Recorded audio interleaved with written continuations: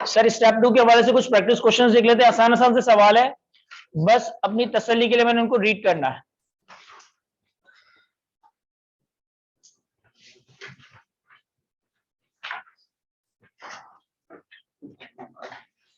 Question number 5, Pico limited sells 10 washing machine है हमारी screen पे। कहता है Pico limited sells 10 washing machine for 20,000 each to a retailer. PL also provides the following free of cost: free services and maintenance for 3 years, 10 kg washing powder every month for the next 18 months, and a discount voucher of 50% if next purchase is made in the next 6 months. एक company है Pico limited, उसने retailer को 20,000 रुपए का एक washing machine cell करा। Washing machine की 3 साल तक फ्री में सर्विसेज और मेंटेनेंस प्रोवाइड की जाएगी, अगले 18 महीनों तक सर्व दिया जाएगा और 50% का डिस्काउंट वाउचर दिया जाएगा कि अगर अगले 6 महीनों में कोई परचेज की जाती है तो आप 50% का वाउचर अवेल कर सकते हो। तो सर कितनी परफॉर्मेंस एप्लीकेशन है यहाँ पे? 1 2 3 सर 4 परफॉर्मेंस एप्लीकेशन है। वॉशिंग मशीन अलग, रिपेयर एंड मेंटेनेंस अलग, वॉशिंग पाउडर अलग और 50% का डिस्काउंट वाउचर अलग। सर डिस्काउंट वाउचर तो हमें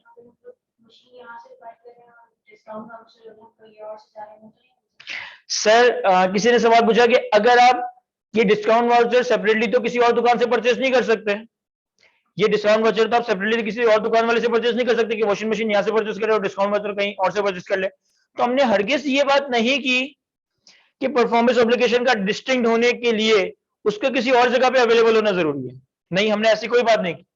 हमने ये बात की है कि क्या इन चारों चीजों का इकोनॉमिक बेनिफिट आइसोलेशन में उठाया जा सकता है, अपनी मदद आपके तहत या किसी और इंडिपेंडेंट थर्ड पार्टी की मदद लेकर? इफ यस तो ये डिस्टिंक्ट बन सकती है।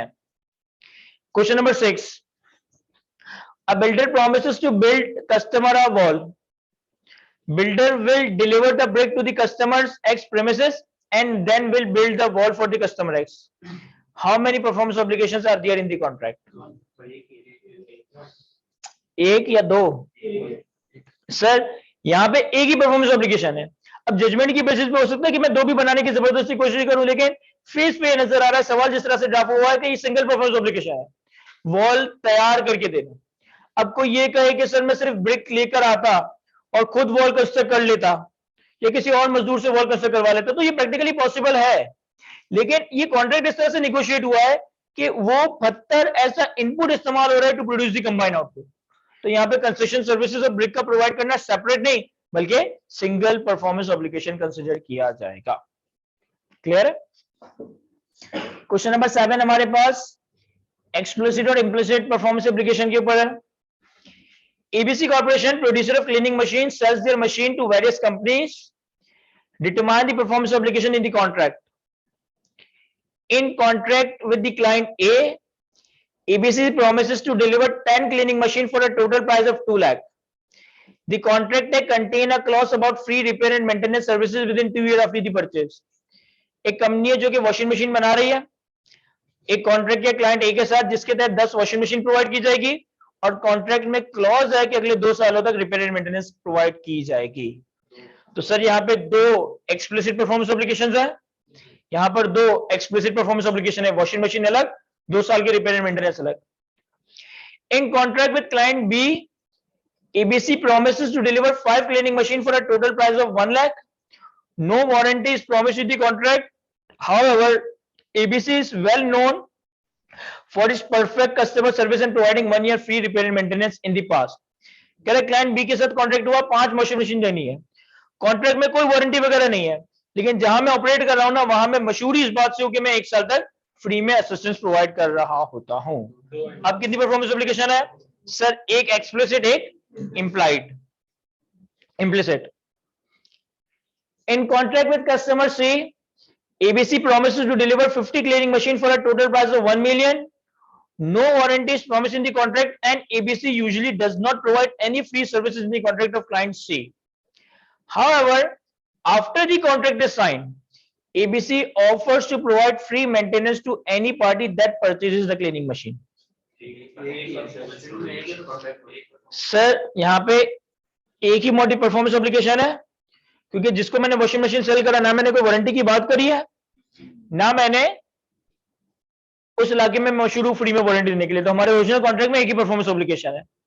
अब कॉन्ट्रैक्ट साइन होने के बाद, कॉन्ट्रैक्ट एग्जीक्यूट होने के बाद आपको क्या सूझा कि आपने उसको फ्री में मेंटेनेंस का भी वादा कर दिया। अब इसका क्या करेंगे, ये जो हमने फ्री में सर्विसेज प्रोवाइड करने का वादा किया है, इसको जरा पॉइंट नंबर 3 को रीड करें और ब्रेनस्टॉर्म करें कि कॉन्ट्रैक्ट साइन होने के बाद हमने फ्री में मॉडिफिकेशन की सर्विसेज की बात की है, इसका क्या करना चाहिए हमें।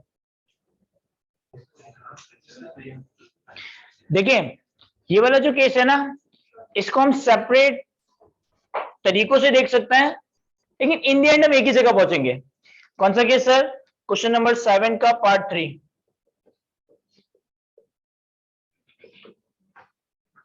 क्वेश्चन नंबर 7 के पार्ट 3 में जो बातें की गई ना, इसको डिफरेंट तरीकों से देखा जा सकता है, लेकिन अल्टीमेटली हम एक ही कंक्लूजन पे पहुंच रहे होंगे। देखिए हमारा जब ओरिजिनल कॉन्ट्रैक्ट हुआ, तो ओरिजिनल कॉन्ट्रैक्ट में सिर्फ एक परफॉर्मेंस ऑब्लिगेशन थी, दैट इज वॉशिंग मशीन। क्यों? क्योंकि ना हमने कॉन्ट्रैक्ट में कोई वारंटी का वादा किया है, ना हमारे इस तरह के कोई पास रिकॉर्ड्स है कि हमने फ्री में वारंटी प्रोवाइड करी। तो एक एक्सक्लूसिव परफॉर्मेंस ऑब्लिगेशन। अब यहां पे कहता है कि भाई ये हो गया कॉन्ट्रैक्ट, इसके बाद कॉन्ट्रैक्ट हो गया, इसके बाद आपने फ्री सर्विस की बात कर दी, आपने फ्री सर्विसेज की बात कर दी। तो इस चीज को मैं IFRS 15 के ग्लासेस लगा के भी देख सकता हूं, मैं IAS 37 के ग्लासेस लगा के भी देख सकता हूं। पहले तो मैं IFRS 15 की बात करूं। अगर मैं IFRS 15 के पर्सपेक्टिव से देखूं, तो ये मॉडिफिकेशन ऑफ कॉन्ट्रैक्ट का कॉन्सेप्ट ट्रिगर हो रहा है। IFRS 15 के हिसाब से देखो तो ये मॉडिफिकेशन का कॉन्सेप्ट ट्रिगर हो रहा है। सर मॉडिफिकेशन में सबसे पहला सवाल, क्या मॉडिफिकेशन के नतीजे में कोई एडिशनल गुड्स एंड सर्विसेज हैं? क्या मॉडिफिकेशन के नतीजे में additional goods and services distinct है? यस। तो पहले सवाल का जवाब हो गया यस। दूसरा सवाल, in additional goods and services के अगेंस्ट कुछ कंसीडरेशन है? इन एडिशनल गुड्स के अगेंस्ट कुछ कंसीडरेशन, मार्केट कंसीडरेशन है? The answer is no. तो पहले सवाल का जवाब नो आया, पहले सवाल का जवाब यस आया, दूसरे सवाल का जवाब नो आया। आप अपनी डायग्राम के लेफ्ट बॉटम कॉर्नर पे आ जाओ। लेफ्ट बॉटम कॉर्नर पे क्या लिखा है? Terminate the old contract and create a new contract. Terminate the old contract and create a new contract. तो मैं समझ रहा हूं कि मैंने वॉशिंग मशीन डिलीवर कर दी थी, मैंने उसका रेवेन्यू रिकॉर्ड कर दिया था, तो हम करेंगे क्या? कंसिडरेशन या price from the old contract from the original contract not yet recognised as revenue, वो कितना होगा? 0 प्लस कंसिडरेशन या प्राइस इन एडिशनल मॉडिफिकेशन। दोबारा सुने, मैंने वॉशिंग मशीन डिलीवर कर दी, वॉशिंग मशीन का रेवेन्यू रिकॉर्ड कर दिया, फिर एक दिन बाद 2 दिन बाद मैंने उस बंदे को दोबारा मुलाकात हुई, तो मैंने कहा भाई फ्री में 1 या 2 साल की रिपेयर एंड मेंटेनेंस सर्विस भी दे दूंगा। तो ये सॉर्ट ऑफ मॉडिफिकेशन के कॉन्सेप्ट में अगर मैं लेकर चला जाऊं, तो पहले सवाल का जवाब यस आया, दूसरे सवाल का जवाब नो आया। मुझे करना क्या है? Terminate the old contract, create a new contract. इसमें हम करते क्या है? ओरिजिनल कॉन्ट्रैक्ट की प्राइस का वो कंपोनेंट उठाते हैं जो अभी भी रेवेन्यू के तौर पे रिकॉर्ड ना हुआ, वो कितना है?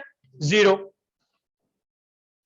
प्लस मॉडिफिकेशन के नतीजे में मिलने वाला कोई एडिशनल कंसीडरेशन, वो कितना है? 0। और इन दोनों को वारंटी सर्विसेज पे एलोकेट कर देंगे, तो ये तो बन गया 0, कोई रेवेन्यू तो नहीं है। लेकिन आपकी कमिटमेंट की वजह से, आपकी कमिटमेंट की वजह से आपको एक कॉन्ट्रैक्ट फुलफिल करना है जिसमें आपकी आउटफ्लो ऑफ रिसोर्सेज होंगी लेकिन कोई इनफ्लोज नहीं होंगे। तो इस तरह के कॉन्ट्रैक्ट को क्या कहते हैं? Onerous contract. ऑनरस कॉन्ट्रैक्ट का कॉन्सेप्ट क्या चीज है कि सर एक ऐसा कॉन्ट्रैक्ट जिसको परफॉर्म करने की वजह से इनफ्लोज कम होंगे, आउटफ्लोज ज्यादा होंगे, वो कॉन्ट्रैक्ट आपका ऑनरस कॉन्ट्रैक्ट बन जाता है। और जब भी हमारे पास ऑनरस कॉन्ट्रैक्ट का कॉन्सेप्ट ट्रिगर होगा, तो हमने इस केस में प्रोविजन रिकॉर्ड करना पड़ेगा, सर प्रोविजन कितना रिकॉर्ड करते हैं हम?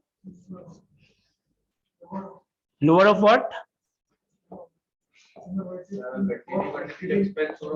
कॉस्ट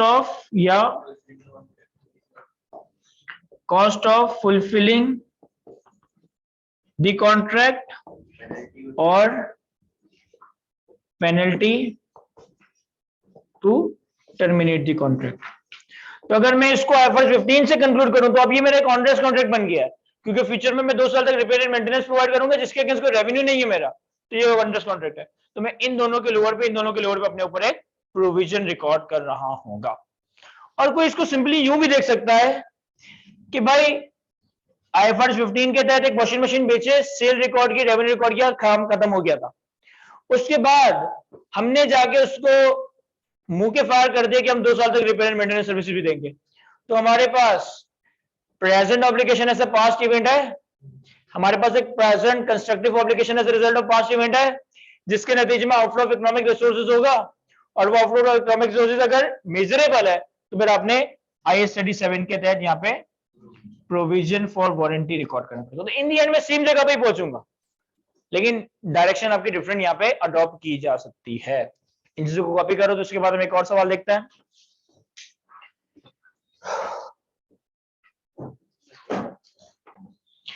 सर हमारे पास लास्ट क्वेश्चन है डिस्टिंक्ट गुड्स एंड सर्विसेज के हवाले से, आपके IFRS की एग्जांपल है, बस अगेन डिस्कस करना है हमने इसको। कहता है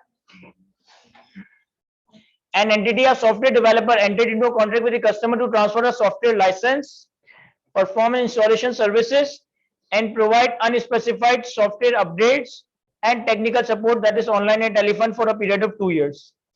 एक कंपनी ने एक सॉफ्टवेयर डेवलपर ने कॉन्ट्रैक्ट किया कस्टमर के साथ, कस्टमर को कॉन्ट्रैक्ट में सॉफ्टवेयर का लाइसेंस, उसकी इंस्टॉलेशन, अपडेट्स और टेक्निकल सपोर्ट प्रोवाइड की जाएगी। The entity sells the license, installation services and technical support separately. कह रहे आम हालात में हम लाइसेंस, इंस्टॉलेशन और टेक्निकल सपोर्ट सेपरेटली प्रोवाइड करते हैं। 2 केसेस और हमें आइडेंटिफाई करना है how many performance obligations are in the contract. Case 1, the installation services includes changing the web screen for each type of the users, for example marketing, inventory management and information technology. The installation services is routinely performed by other entities and does not significantly modify the software. The software remains functional without the update and the technical support. कह रहा है installation services में हम इसकी web screen एक user के हिसाब से सेट कर रहे होते हैं, मार्केटिंग के बंदे की अलग, इन्वेंटरी मैनेजमेंट की बंदे की अलग, IT के बंदों की अलग।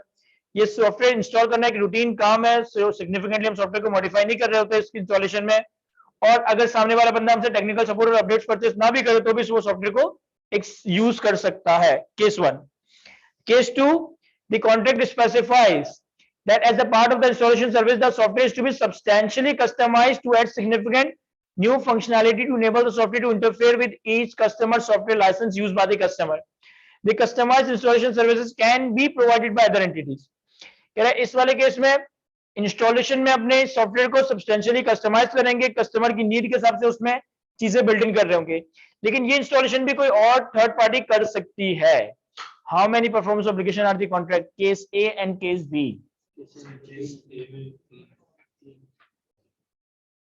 रीड करें एक दफा सुकून से पूरे सवाल को जरा आइडेंटिफाई करें कि केस ए और केस बी में कितनी परफॉर्मेंस ऑब्लिगेशन है।